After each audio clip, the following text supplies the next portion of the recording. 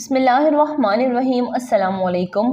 حضرت مولانا احمد علی لاہوری سکھ گھرانے سے تھے، اسلام قبول کر لیا، دارالعلوم دیوبند میں پڑھنے آ گئے۔ یہ فرمایا کرتے تھے کہ میرے سسر بڑے سمجھدار آدمی تھے۔ انہوں نے احمد علی کو اس وقت پہچانا جبکہ احمد علی نہیں تھا۔ حضرت مولانا احمد علی لاہوری رحمۃ اللہ علیہ یہ ولایت کبریٰ کے مقام کے لوگوں میں سے تھے، مستجابات الدعوات بزرگوں میں سے تھے۔ ان کا درس قرآن بہت مقبول تھا، بہت مانی ہوئی غیر متنازع شخصیت تھی۔ اپنی شادی کا واقعہ سناتے ہیں، ذرا شوق و توجہ سے سنیے۔ فرماتے ہیں کہ میرے سسر کو بیوی نے اطلاع دی کہ میری بیٹی کی عمر پوری ہو گئی ہے، کوئی مناسب رشتہ ہو تو اس کا فرض نبھائیں۔ تو میرے سسر پنجاب کے مدارس میں اپنی بیٹی کے لیے مناسب بچہ ڈھونڈنے کے لیے نکلے۔ مدارس میں راؤنڈ کرتے کرتے بالآخر دارالعلوم میں پہنچے۔ شیخ الہند کے خصوصی دوست تھے، ان سے ملاقات ہوئی تو دور حدیث کے طلباء پر نظر ڈالی۔ فوراً ان کی نظر میرے اوپر ٹک گئی۔ انہوں نے شیخ الہند سے پوچھا کہ یہ بچہ شادی شدہ ہے؟ انہوں نے کہا نہیں، اسے کون لڑکی دے گا؟ یہ سکھ گھرانے کا لڑکا ہے اور یہاں کئی دفعہ بیٹھا ہوتا ہے پڑھنے کے لیے، تو اس کی ماں جو سکھ ہے وہ آتی ہے، اسے گالیاں نکال کر چلی جاتی ہے، چپ رہتا ہے بیچارہ، اس درویش کو کون بیٹی دے گا؟ انہوں نے کہا اچھا، آپ ان سے پوچھیں، اگر یہ تیار ہو تو میں اپنی بیٹی کے ساتھ نکاح کر دوں گا۔ فرمایا پوچھ لیتے ہیں۔ شیخ الہند نے پوچھا تو حضرت میں بے یار و مددگار سا بندہ ہوں، اگر کوئی مجھے اپنا بیٹا بنائے اور اپنی بیٹی کا رشتہ دے دے تو میں اس سنت پر عمل کر لوں گا، اور اس سے زیادہ خوش نصیبی کیا ہو سکتی ہے؟ انہوں نے بتایا۔ چنانچہ سسر نے کہا کہ کل عصر کے بعد ہم ان کا نکاح پڑھ دیں گے۔ فرمانے لگے کہ میں کمرے میں آ گیا۔ اب میں نے اپنے دوستوں کو بتا دیا کہ بھائی کل میرا نکاح ہونا ہے، لہٰذا یہ خبر جنگل کی آنکھ کی طرح سب لڑکوں میں پھیل گئی۔ اب لڑکے آنے شروع ہو گئے۔ جناب کوئی کچھ کہتا، ایک نے کہا بھائی بات یہ ہے کہ یہ جو تم نے کپڑے پہنے ہوئے ہیں یہ بہت میلے کچیلے پرانے ہیں، تم کسی سے ادھار لے کر دوسرے پہن لو۔ میں نے کہہ دیا بھائی بات یہ ہے کہ میں نے کبھی کسی سے ادھار نہیں مانگا، جو ہے میرے اپنے ہیں، میں کسی سے لے کر نہیں چلتا۔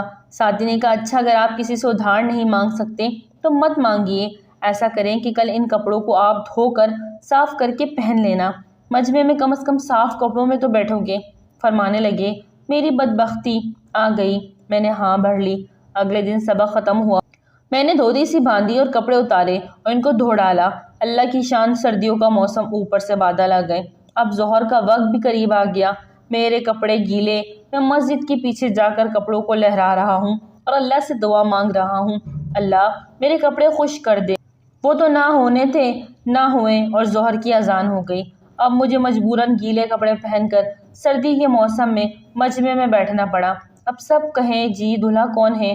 اب سب کی نظر مجھ پر پڑے اور پتہ چلے گیلے کپڑے سردی میں پہن کر بیٹھا ہوں۔ فرمانے لگے میرے سسر کو اللہ نے وہ سونے کا دل دیا تھا، انہوں نے دیکھا کہ کل یہی کپڑے تھے اور میلے تھے، آج یہی ہیں اور گیلے ہیں، اس کا مطلب یہ ہے کہ اس بچے کے پاس دوسرا جوڑا بھی نہیں ہے۔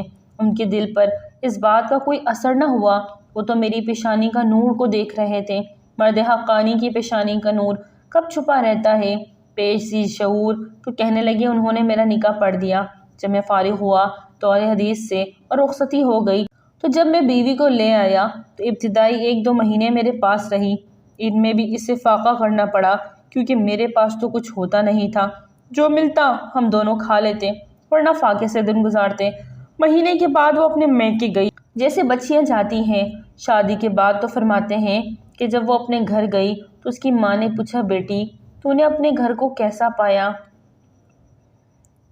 فرمانے لگی اتنی تقیہ پاک باز وہ بچی تھی، اپنی ماں سے کہنے لگی امی میں تو سنتی تھی کہ مر کر جنت میں جائیں گے اور میں تو جیتے جاگتے جنت میں پہنچ گئی ہوں۔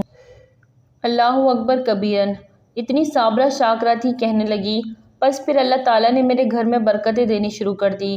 جب خاوند ایسا ہو اور بیوی ایسی ہو تو پھر برکتیں کیوں نہ ہوگی؟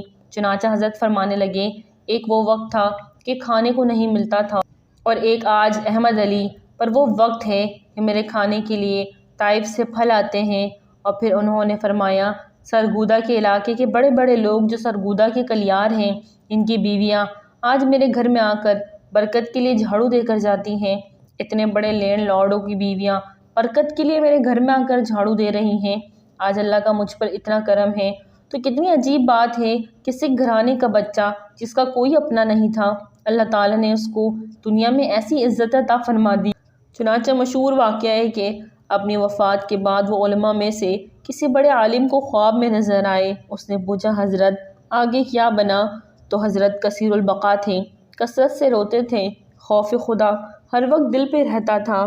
فرمانے لگے اللہ تعالیٰ کے حضور پیشی ہوئی تو پروردگار نے فرمایا احمد علی تو اتنا روتا کیوں تھا؟ کہنے لگے جب مجھ سے پوچھا تو مجھے خیال آیا کہ نبی کریم کا فرمان ہے جس سے حساب کتاب میں پوچھ شروع ہو گئی وہ نہیں بچے گا، تو میں ڈر گیا، اور جب میں ڈرا تو پروردگار نے فرمایا احمد علی اب بھی ڈر رہے ہو؟ آج تمہارے ڈرنے کا نہیں خوش ہونے کا دن ہے۔ ہم نے تمہیں معاف کر دیا، اور جس قبرستان میں تمہیں دفن کیا وہاں کے سب گناہ گاروں کو بھی ہم نے معاف کر دیا۔ چنانچہ ان کی قبر کی مٹی سے خوشبو آیا کرتی تھی۔